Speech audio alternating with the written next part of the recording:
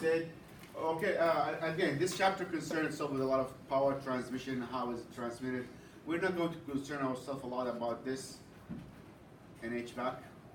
What we care about is the power coming here and how is it coming here. That's our job. But it's good to know what's happening in the background. It's good to know what kind of power are we receiving. So I will talk about something called effective voltage.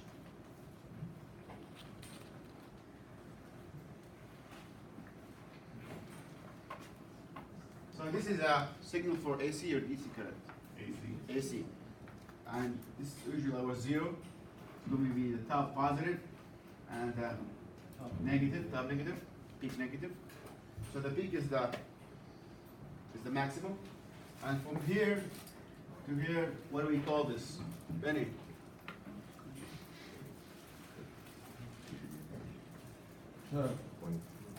One cycle.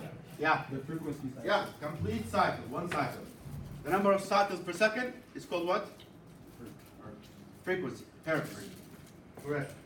Okay, let's think a little bit now. So, am I gonna stay in the peak for a long time? No. I'm just gonna touch it and go back, right? So, this is the top peak, this is the bottom peak. So if this is, for example, 150 volts, should I be counting myself to have this voltage the whole time? No. No, it's not going to be there the whole time. Because it's going to go It's going to go up and come back again, and go up and come back again. So I will achieve this 60 times per second. So there is something called here as the amplitude modulation. the effective voltage, because we hit this point twice, actually 4 times more than the top. So this is going to be more effective than the top. Okay? Make sense?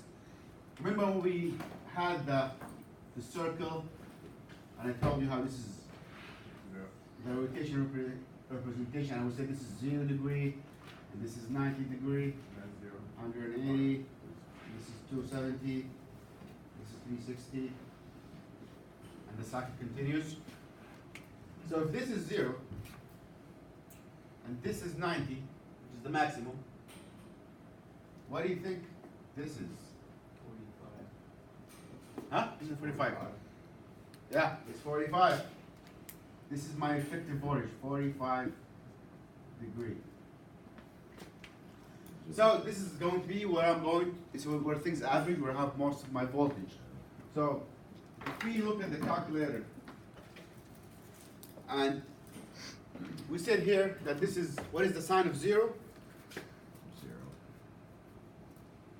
It's 0, that's here. Sign of 90 is 1, which is the maximum. What is the sign of 45? 0.5. No. Plug it in. Square root? Sine. So sine, it's in the calculator. Sine 90 degrees equal 1. Sine 0 equal 0. What is sine 45? Not the square root, is it? Huh? 0.85. Did you put it in the calculator? Are you sure you have it in degrees? Huh? 0.707. Oh, yeah. So if I have my voltage here at 150, and I want to find the effective voltage. Multiply by 0.0. Exactly. So the maximum voltage will equal sine 90 degrees times voltage. Effective voltage, that's what you need to know.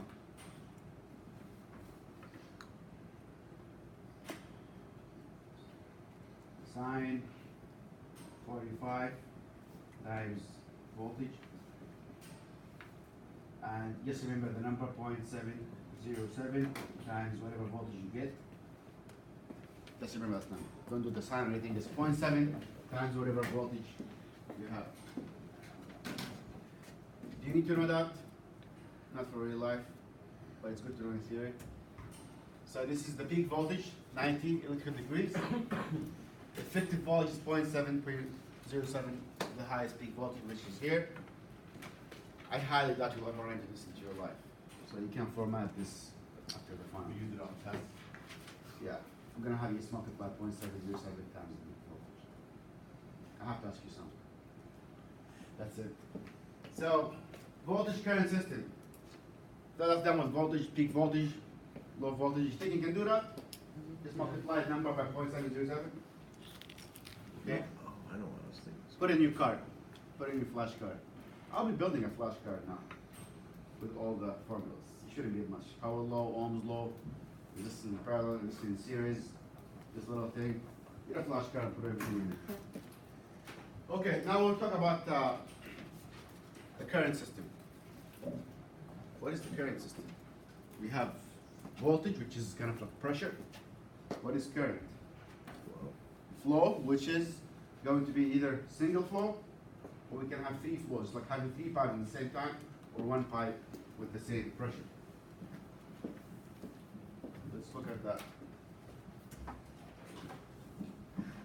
This is the peak voltage explained again. We did that. So phase is the number of current alternating at different times interval. So we'll have this one as a current. Another one will start a little bit further as a current. Should be the same. oh, that's why if you switch one, you only read one of those waves. This. Another You'll one will cancel start one here. of them out. I see. More phases, more power, and I will show you how it's produced. And it's good for industrial equipment. It's like having pressure and three hoses together. Imagine you're trying to turn a wheel, like a windmill wheel or like a water wheel, and you have one hose, and it's like three hoses in different directions. That will give it more power, it will give it more rotation. So alternator produces alternating current made up of stator and rotor. We talked about that. Let's talk about it. So phases. So the number of current alternating in different intervals in a circuit. Single phase we have one current, three phase we have three currents. How does it come about? So if we look at an alternator, it has winding.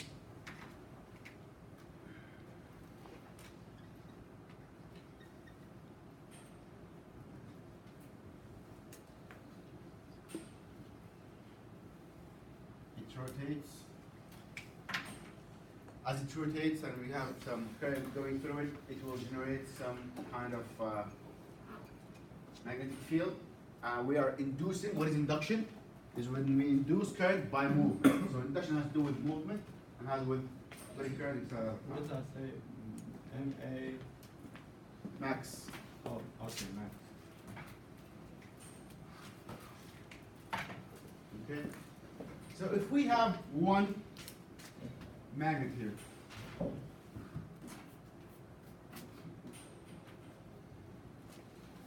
so every time I move back and forth, I'm going to produce one current. So every time I go up and down, it will get stronger. It's start getting stronger, get maximum here, then it goes back again, and so on. So what if I put, at some point, if it's completely stationary, it will be at north and south, it will stop. You have to push it and keep it moving. What if I put another one here? Another one here.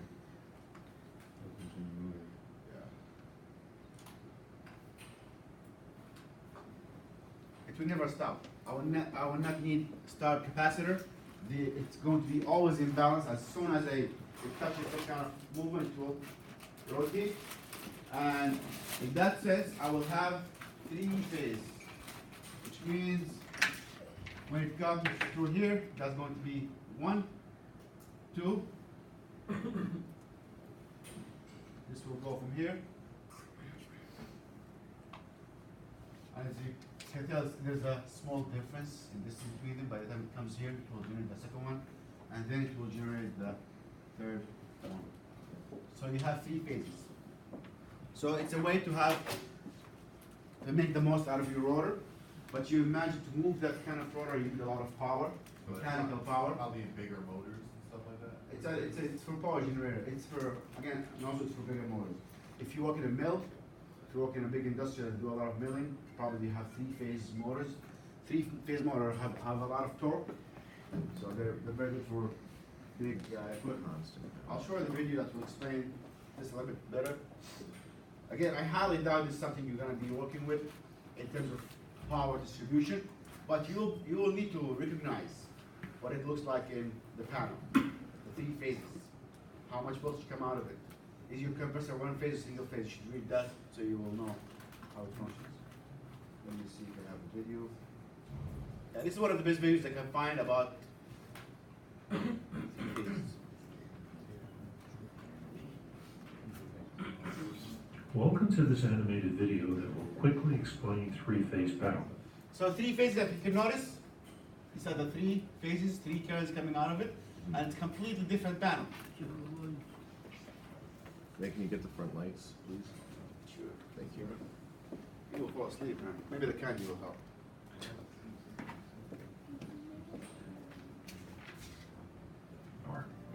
I'll also explain the mystery behind why three power lines are 120 degrees apart, because that's a crucial piece to understanding three-phase power. The power that enters a data center is usually three-phase AC power, which means three-phase alternating current power. Let's look at a simplified example of how three-phase power is generated. This example is different from what I would use to describe how a three-phase motor uses power. In the alternating current video, we showed how spinning a magnet past one wire caused the current to flow back and forth. Now we're going to spin a magnet past three wires and see the effect that has on the current in each wire.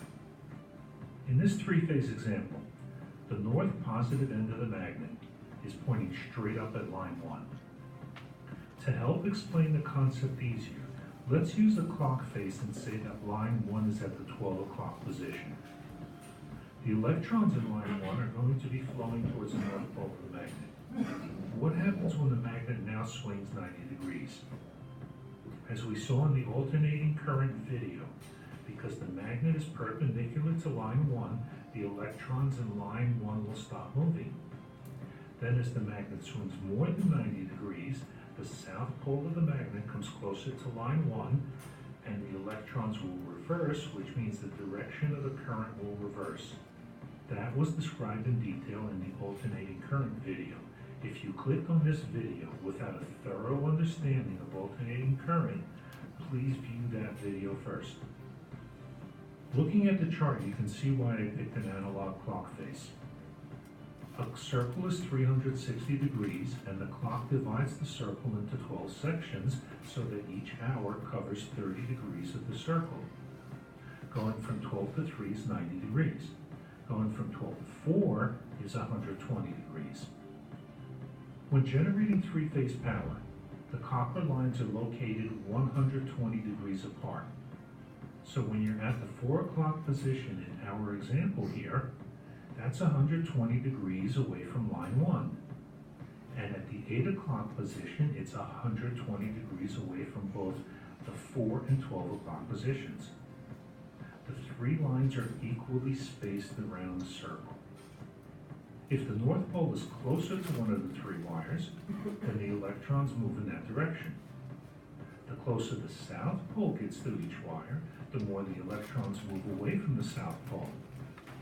In each three of these lines, as the electrons are moving back and forth, they are not always moving in the same direction or speed as the other two lines. Let's look again at the example. As the magnet is spinning, when the north pole is at 1 o'clock, it becomes perpendicular to line 2, so of course the electrons stop moving in line 2. But they are still moving in line 1, attracted by the closer north pole, and they are moving in line 3, repelled by the south pole. When the magnet's north pole faces 2 o'clock, then line 1 and 2 are affected by the north pole, but the south pole is directly opposite line 3, so it's now at peak current.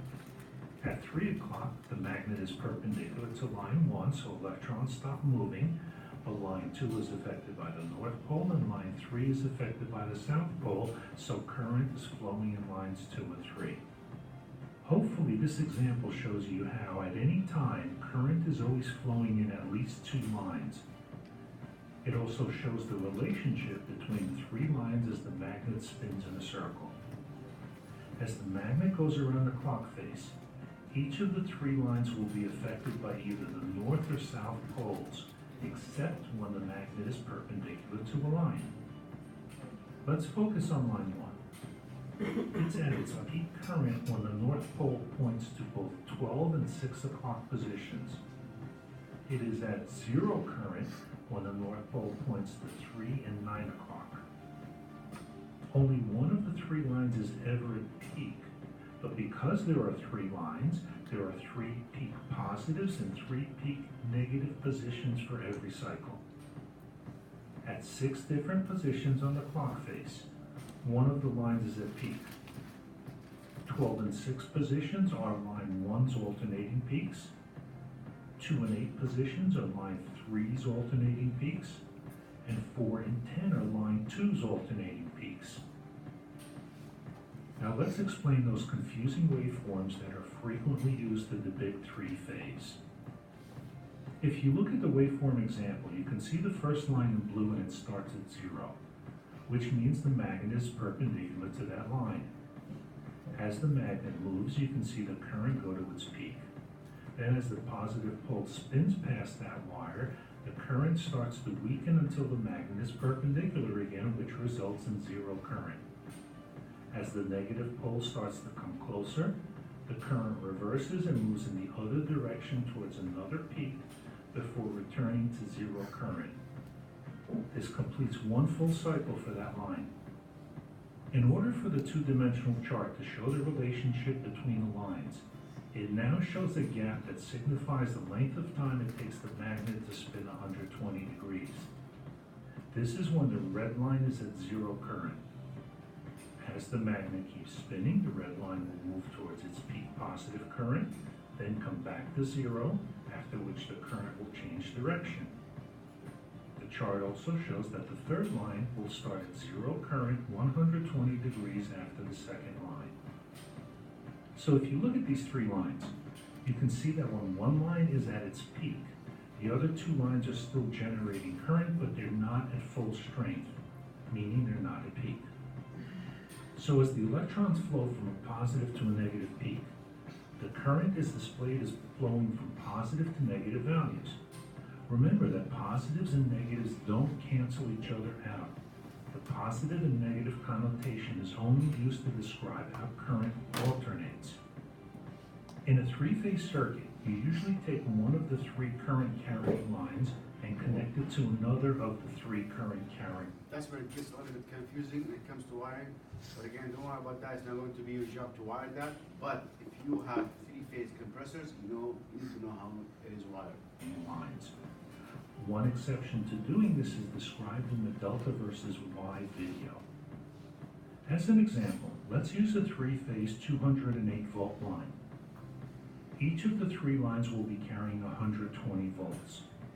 If you look at the chart, you can... So remember when we did the multimeter testing and we had to test high voltage, we went to the back and tested the 3-phase, and what we got 208 for 3-phase. Easily see the power output of any 2 lines. If one is at peak, the other line isn't at peak. That's why in a 3-phase circuit, it's incorrect to multiply 120 volts times 2 to get 240 volts. So if you're wondering why you have 110, 120 volts at home for your regular outlets, but you also have 220, 240 volt appliances, what gives? Well, that's not 3-phase power. It's actually 2 single-phase lines. So how do you calculate the power of combining 2 lines in a 3-phase circuit? The formula is volts times the square root of 3, which happens to be rounded off to 1.732.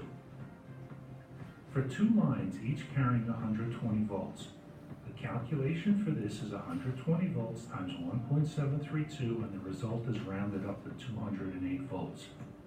That's why we call it a 208 volt three-phase circuit or a 208 volt three-phase line. A 400 volt three-phase circuit means that each of the three lines are carrying 230 volts. Look, That's worth noting. 208 is three-phase, and you can have 400 volts, also three-phase, and each one is 230. last topic I'll talk about in this video is why do companies and data centers use three-phase? Right now, let me give you a simple overview. That's what you need to know for now. Where does that square root of 3 come from? Huh? Where does that square root of 3 come from? Something mathematical from the function itself. How, if we look at how they are intertwined, so probably it's one of those functions being square root. I can show you how it comes if you want later. But okay, if I was a student now, I'll be confused. Okay, what does this have to do with me when I'm doing? What do you need to remember? There's three phase, and there's single phase. Three phase is three currents, and the voltage is 208. And you have to know what does it look like, and what voltage do you get, and what do you do?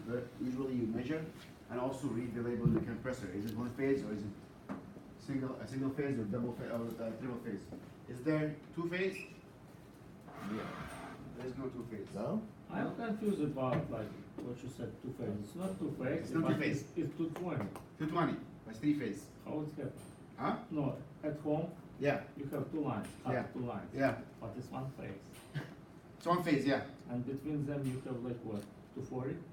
220, 240. Yeah. And But it's the same current. It's simultaneous. He showed it in the diagram. Same current going back and forth in the same direction.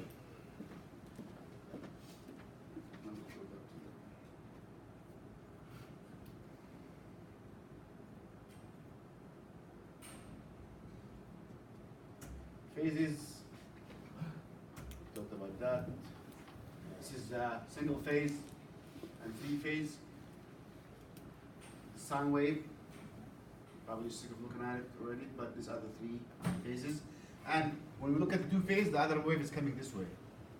So they alternate, go back and forth. They're not in the same direction, they're opposite direction. You just said there wasn't 2 phase. Huh? Not two phase, sorry, 220.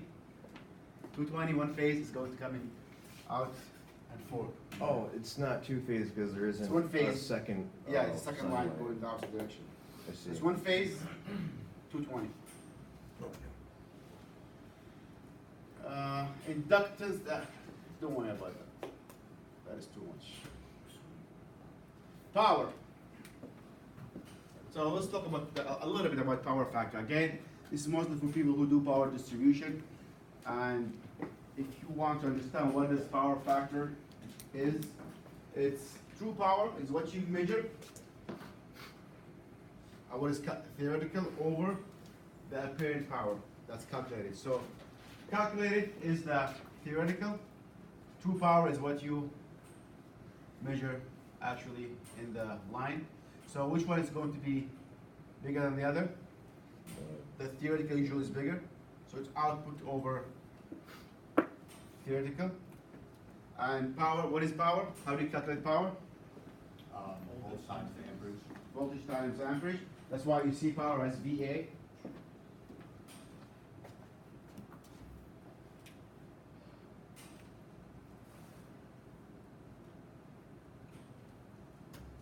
So if we look at this equation here, is the true power over the apparent power. If you look at the power factor, it's usually 0.705, which looks something like that. That's the in the middle. So if I have the top as 140, that's going to be the theoretical power, which is apparent power in the bottom. And the power factor is what you actually get out of it. So usually it's something around the sine 45 and multiplied by 0.705. There are ways to optimize that, but it makes a big difference. What you want to understand from that is peak power is the apparent power that comes all the way here, and the measured power. So that's why sometimes when we put the multimeter in the reciprocal, we're supposed to be getting 120 or 110. So 120, we don't get 120. If I measure now, let's see what I get. 119, 418, 116 today. 16. 116? Today. 116. Sometimes 116, sometimes 118, 119. This is depending on my power factor. So they are calculating based on 120, but you don't always get to 120. It fluctuates. Let's check the frequency today.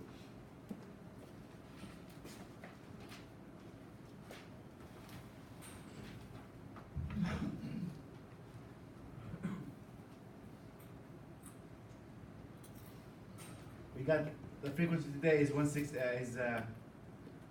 56. So it does change based on the power production. You don't always get 60. What is the minimum? It has to be at least 10% plus or minus, otherwise some equipment will get affected. And that's why in some sensitive electronics they have power stabilizer to make up for that fluctuation. Okay. I will stop this today.